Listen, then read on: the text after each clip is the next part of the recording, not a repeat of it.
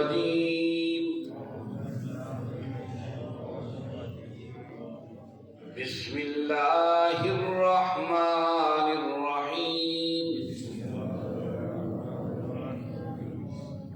قال الملأ الذين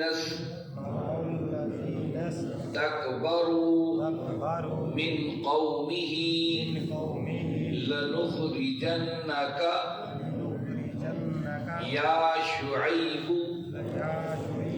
والذين آمنوا معك من قريتنا أو لتعودن في ملتنا قال أولو كنا كارهين قد افترينا على الله كذبا إن عدنا في ملتكم بعد إذ نجانا الله منها وما يكون لنا أن نعود فيها إلا أن يشاء الله ربنا وسع ربنا كل شيء علما على الله توكلنا ربنا افتح بيننا وبين قومنا بالحق وأنت خير الفاتحين صدق اللہ۔ عزیز ساتھیوں، تمام حمد و ثنا، تعریف و توصیف اس رحیم و کریم رب کے لیے جس نے ہمیں 8 پارے تکمیل کی توفیق بخشی اور آج سے 9ویں پارے کا آغاز ہو رہا ہے۔ اس کے بعد لاکھوں کروڑوں درود و سلام اس نبی مہرباں پر جنہوں نے اللہ رب العزت سے حق کو پا کر ہم تک حق پہنچانے کا حق ادا کر دیا۔ عزیز ساتھیوں، آپ جانتے ہیں 8ویں پارے کا جو آخر میں ان 5 انبیاء کا تذکرہ چل رہا تھا، جس میں قوم نوح کا تذکرہ، قوم عاد، قوم سمود، قوم لوط اور قوم شعیب۔ اور ہم نے جب 8واں سپارہ جب مکمل کیا تو قوم شعیب کا تذکرہ چل رہا تھا۔ آپ کو یاد ہوگا قوم شعیب کے بارے میں قرآن نے کہا مومن، وہ مومن تھے، کلمہ گو تھے، مسلمان تھے، لیکن وہ 2 ایسی برائیاں ان کے اندر آ گئی تھیں۔ ایک، اللہ کے مقابلے میں غیروں کو پکارتے تھے، کہتے تھے اللہ تو ہیں لیکن یہ ہستیاں بھی اللہ کے قریب ہمیں کر دیتی ہیں۔ دوسرا، ناپ تول کے اندر کمی، یہ ان کی خاص عادت تھی۔ پھر یہ عراق اور مصر اور یہ سارے عرب کے جو شاہراہیں تھیں، ان مین شاہراہ پر ان کی بہت بڑی تجارتی منڈی تھی، اور وہاں یہ اپنی مرضی کے ریٹ بھی لگاتے تھے مارکیٹ کے، اور وہاں پر بدماشیاں بھی کرتے تھے، اور لوگ ان سے ڈرتے تھے کہ اگر ہم نے ان کی بات نہ مانی تو یہ کیا کریں گے، اپنی مرضی کے ٹیکس لگا دیں گے، معاملہ خراب ہو جائے گا۔ تو یہ تذکرہ چل رہا تھا قوم شعیب کا، اور اس کے مقابلے میں شعیب علیہ السلام انہیں سمجھا رہے تھے کہ اللہ کی بندگی اختیار کرو، ناپ تول میں کمی نہ کرو، آپس میں لڑائی جھگڑا نہ کرو، فساد نہ پھیلاؤ۔ اس کے تذکرے ہم نے 8ویں پارے کے آخر میں پڑھے۔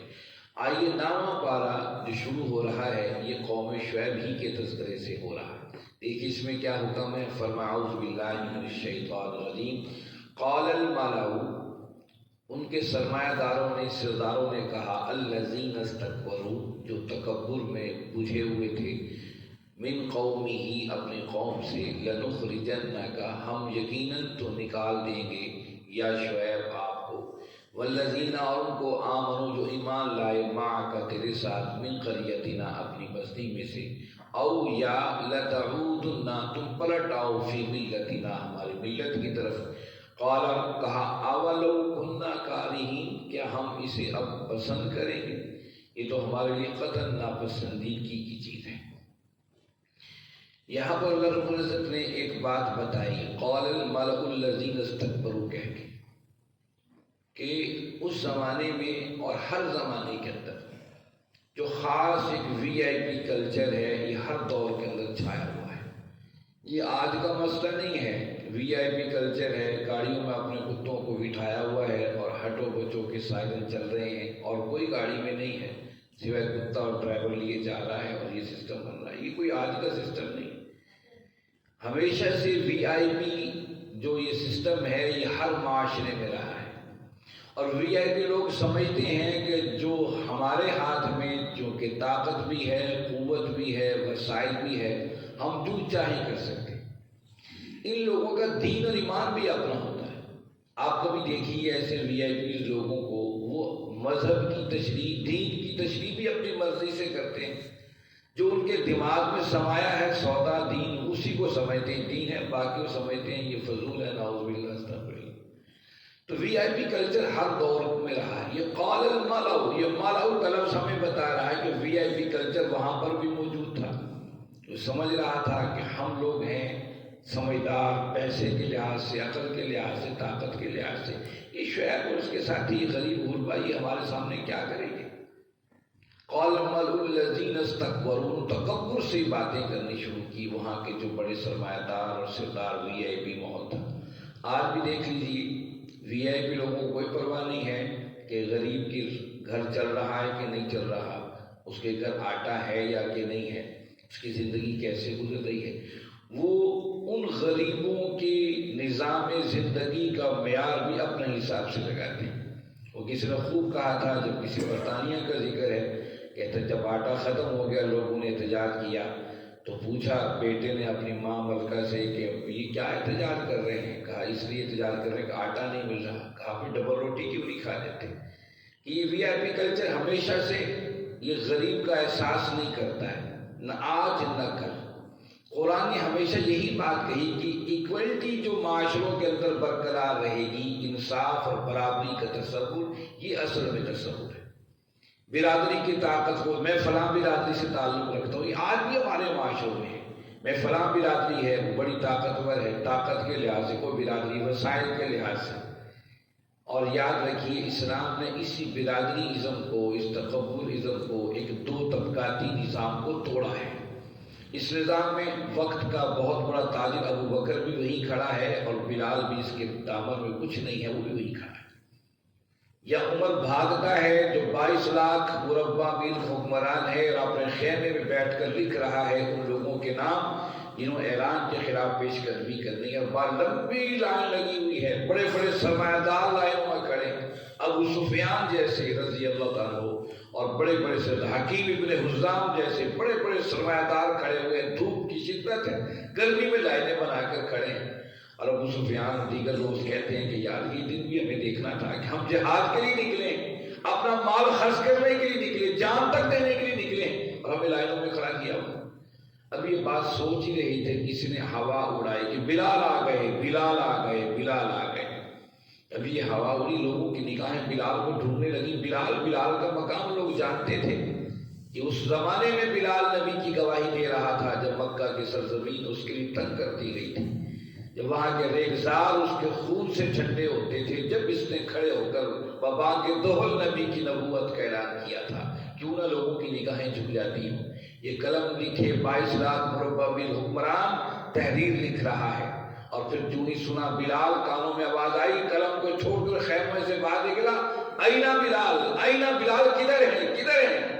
جو ہی بلال پر نگاہ پڑی، یا سیدنا بلال، یا سیدنا، وہ ہمارے سردار بلال، ہمارے سردار بلال۔ وہ بڑے بڑے سرمایہ دار نے مکہ فتح ہونے کے بعد اسلام قبول کیا تھا، منصب صحابیت پر تو وہ بھی فائز تھے، لیکن کہہ اٹھے کہ یار دیکھو اس کالے کا اتنا عزت و اکرام، ہم بڑے سرمایہ دار اور تاجر، ہم دھوپ میں کھڑے ہیں اور حکمران باہر نکل کر اس کا استقبال کر رہا ہے۔ اور کہنے والوں نے کہا سنو، جب وہ احد احد کی پکار کر رہا تھا تم ان پتھروں والوں کے ساتھ تھے جو اس کے سینے پر پتھر رکھ رہے تھے، آج وہ کامیاب ہے اور تم اس کے سب سے پیچھے کھڑے۔ یہ تو کمال چیز ہے یہ اسلام نے تو سارے سسٹم کو ختم کیا ہے، اور آپ انہی سسٹم کو لے کر دیکھیے ڈی ایچ اے کیا ہے، یہ پورے ملک کو کس انداز سے پوری دنیا کے اندر دیکھ لیجیے، سعودی عرب حکمران کیا وہ ہوم سٹی بنا رہے ہیں، کیا کر رہے ہیں، ہوم سٹی کیا سلسلہ ہے؟ یہ صرف بڑوں کے تحفظ کے لیے ہے کہ انہیں کل حالات خراب ہوں یا ہمارے سرمایہ دار محفوظ رہیں۔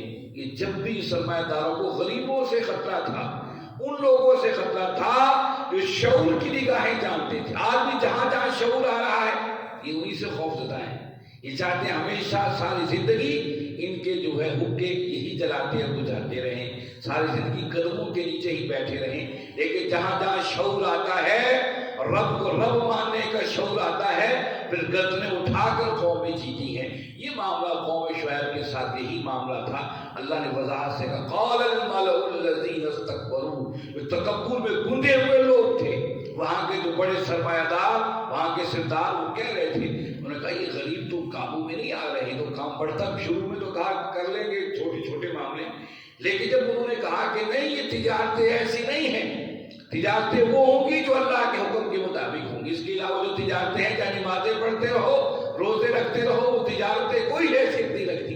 اب جب اس کے اثرات دیکھیں، یار یہ تو کل کے لوگ ہمارے خلاف اٹھ کھڑے ہوں گے، اگر یہ آگے بڑھے تو ہمارا حقہ پانی بند ہو جائے گا۔ ہمیشہ سرمایہ دار ڈرپوک ہوتا ہے، ان کو کسی کے نام سے لوٹ لے، کبھی حکومت لوٹی ہے کبھی کوئی لوٹ لیتے، ڈاکو چھوٹی سی بات کہہ کر ان لوگوں کو لوٹ سکتے ہیں، ڈر ہوتا ہے ان کے اندر۔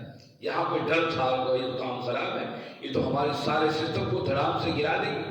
اور کہنے لگے لنخرجنک یا شعیب، ہم شعیب تجھے یہاں سے نکال دیں گے، والذی آمنوا معک من قریتنا، تو جو اور تیرے ساتھ جو ایمان لے کر آنے والے من قریتنا اپنی بستیوں سے نکال دیں، او لتعودن فی ملتنا، یا تم واپس پلٹ آؤ اسی نظام کے علمبردار بن جاؤ، اس نظام کے ہم علمبردار۔ دو باتیں کہیں، یاد رکھیے دین کو بدلنا یہ لوگ بدل دیتے ہیں، ایک علاقے کو چھوڑنا بڑا مشکل کام ہوتا ہے، علاقے کو چھوڑنا بڑا مشکل کام ہوتا ہے، بستیوں کو، اپنا گھر جہاں زندگی گزاری ہوتی ہے انسان نے، بعض ایسی ایسی جگہ دنیا کے اندر موجود ہے خطرناک ترین جگہ، لیکن لوگ چھوڑنے کو اس لیے تیار نہیں کہ ہمارے آباء و اجداد کی ہڈیاں یہاں پر پڑی۔ یہ ہندوستان سے پاکستان کتنا بڑا امبور تھا جو ہجرت کر کے یہاں پر آئے، جو لوگ ہجرتیں نہیں کی ذرا ان سے پوچھیے، وہ کہتے تھے ہمارے آباء و اجداد کی ہڈیاں یہاں پڑی، ہم کہاں ان کو چھوڑ کر جائیں۔ وطن کو چھوڑنا بڑا مشکل مرحلہ ہے، بہت مشکل مرحلہ، اس لیے اقبال نے بھی کہا دیگر بتوں میں سے ایک بت وطن کا بھی ہے، وطنیت کا بھی ایک بت ہے جو وطن کی خاطر لوگ سمجھتے ہیں ہم یہ کریں گے وہ کریں گے۔ اب وہ کہا کہ دیکھو تمہیں ہم اپنی بستیوں سے نکال دیں، جہاں تم پلے بڑھے چڑھے زندگی گزاری، یہ بڑا مشکل مرحلہ تھا، یا تم واپس پلٹ آؤ اپنے دین کی طرف، تب ہم تمہیں چھوڑیں گے۔ قال اولو کنا کارہین، حضرت شعیب صلی اللہ علیہ وسلم فرمایا چاہے ہمیں کتنا ہی ناپسند کیوں نہ ہو تمہارا طریقہ زندگی، تمہارا سارا سسٹم، پھر بھی تم ہمیں واپس بلاؤ گے، پھر ایسا نہیں ہوگا، ہم جس کو ناپسند کرتے ہیں اسے ناپسند کرتے ہیں۔ قد افترینا علی اللہ کذبا، اگر ہم الزام لگائیں اپنے رب پر جھوٹا، ان عدنا فی ملتکم، اگر ہم پلٹ آئیں تمہاری ملت کی طرف، بعد جبکہ اذ نجانا اللہ منہا، اللہ نے ہمیں اس سے نجات دے دی، وما یکون لنا ان نعود فیہا، اور نہیں ہمارے لیے کہ ہم پلٹ آئیں فیہا تمہارے دین میں، الا ان یشاء اللہ ربنا، جیسا میرا رب چاہے، ہمارا رب چاہے، وسع ربنا، اور وسیع ہے ہمارا رب، کل شیء علما، ہر چیز پر اس کا علم، علی اللہ توکلنا، ہم نے بھروسہ کر لیا ہے رب پر، اللہ پر، ربنا افتح بیننا، اے اللہ کھول دے ہمارے درمیان، وبین قومنا، اور ہمارے قوم کے درمیان، بالحق، حق کو، وانت خیر الفاتحین، تو بہترین خیر کو کھولنے والا ہے۔ اب دیکھیے جب انہوں نے کہا جی واپس پلٹ آؤ، قوم نے، سرمایہ دار واپس آ جاؤ یا تم اس دین کو چھوڑ دو، دو طریقے، دو ہی راستے ہیں، اس کے علاوہ تیسرا کوئی راستہ نہیں۔ ہمیشہ سے سرمایہ دار طاقتور سمجھتے ہیں کہ ہمارا ہی سکہ چلے، ہمارا ہی نظام چلے، لیکن جن قوموں میں شعور آگاہی آ جاتی ہے پکار اٹھتے ہیں، قد افترینا علی اللہ کذبا ان عدنا فی ملتکم بعد اذ نجانا اللہ منہا، یعنی کہ ساری زندگی بھر جس کی ہم دعوت دیتے رہے کہ اللہ کا نظام چلنا ہے، اللہ کے قانون چلنے ہیں، اللہ کے احکامات چلنے ہیں، وہ ہے کہ ہم واپس تمہارے مذہب میں پلٹ کر ہم یہ مان لیں کہ جو اب تک کہہ رہے تھے تھے، میں جھوٹ کہہ رہے تھے. یہ ہے وہ اصل بات جب بندہ مومن کھڑا ہو جاتا ہے. گویا کہ انسان جب کہتا ہے اللہ میرا رب ہے، اس کے مقابل جتنی بھی باتیں ہیں وہ جھوٹ ہیں. اور پھر جب جھوٹ کا ساتھ دیتا ہے تو گویا کہ نعوذ باللہ استغفر اللہ، وہ پھر جھوٹ کا ساتھ دے کر اللہ پر الزام لگاتا ہے کہ نہیں ٹھیک تو ہے معاملہ لیکن اللہ مجبوریاں ہیں ہماری، یہ کہہ کر وہ اللہ پر الزام لگاتا ہے. قد افترینا علی اللہ کذب، کیا ہم اپنے رب پر جھوٹا الزام لگائیں؟ تمہاری ملت میں واپس جا کر، تمہارے سسٹم کو قبول کر کر، اس نجال اللہ منہا، جبکہ اللہ نے ہمیں اس ظالم تمہارے نظریے سے نجات دے دی ہے. وما یکون لنا ان نعود فیہا الا ان شاء اللہ ربنا. کمال دیکھیے، یہ ہے نبی کا منصب. اس حصے میں آیت میں، اس حصے میں کہا کہ ہم واپس تو نہیں پلٹیں گے لیکن الا ان شاء اللہ ربنا، ہمارے رب نے چاہا تو ایسا ہو. یہ ہے وہ اصل تصور کہ انسان نماز پڑھے، روزہ رکھے، حج کرے، پر رب سے ہدایت مانگتا رہے، ہدایت مانگتا رہے. یہ ہے وہ مقام. ہم واپس تو نہیں پلٹیں گے تمہاری ملت کی طرف، لیکن ان شاء اللہ رب، جیسا ہمارا رب چاہے گا ویسا ہو. اس کو یوں سمجھ لیجئے کہ سورہ کہف جب نازل ہوتی ہے، اس وقت نازل ہونے سے پہلے کچھ سوالات تھے جو اہل مکہ یہودیوں سے پوچھ کر آئے تھے. اللہ کے نبی صلی اللہ علیہ وسلم فرمایا کہ میں کل بتاؤں.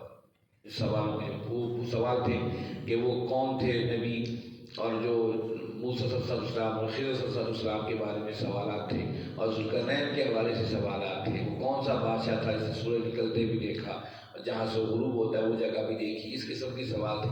آپ میں کل بتاؤں.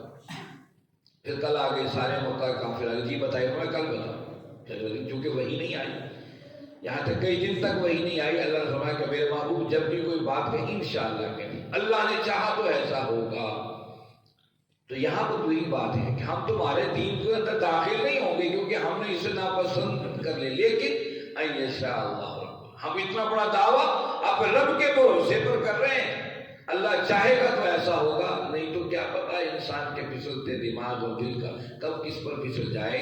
اسے لوگوں اپنی عبادات پر ظلم نہ رکھا کرو. یہ اللہ کی توفیق ہے، ہمیں روزہ رکھنے کی توفیق دی ہے. یہ اس کی توفیق ہے کہ اس کے بارگاہ میں سرمسجود ہوتے ہیں. اس کی توفیق ہے آپ اور ہم یہاں اللہ کے قرآن کو سیکھ رہے ہیں. اس میں فخر نہ کیجیے فلاں تو نہیں کر رہا، میں تو کر رہا ہوں. ایسا نہیں ہے. یہ اللہ کی چاہت، اللہ سے تعلق کو برقرار اور توفیق کو ذہن میں رکھیے. شعیب جیسے نبی بر وقت وحی اتر رہی تھی، نبی تھے اللہ کے، انہوں نے کہا ہم پلٹیں گے نہیں ان شاء اللہ ربنا، لیکن اللہ نے جیسا چاہا ہوگا ویسے ہی. وسع ربنا کل شیء علما، ہمارے رب کا علم بہت وسیع ہے.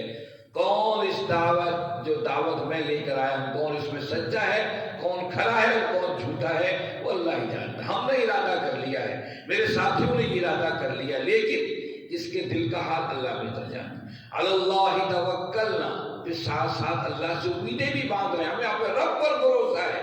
جو میرے مٹھی پر اہل ایمان ہے یہ رب کے بھروسے پر کھڑے بھی رہے. علی اللہ توکلنا، پھر اپنے رب کی طرف متوجہ ہوئے. ربنا افتح بیننا و بین قومنا بالحق، اے اللہ اب تو اخیر کر دی ظالموں نے، ان سرمایہ داروں نے، ان وقت کے متکبر لوگوں نے اخیر کر دی ہے.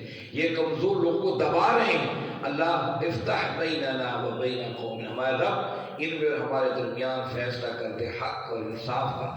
وانت خیر الفاتحین، اور تو بہترین جو ہے انصاف کرنے والا اور فیصلے کرنے والا ہے اور فتح دینے والا ہے.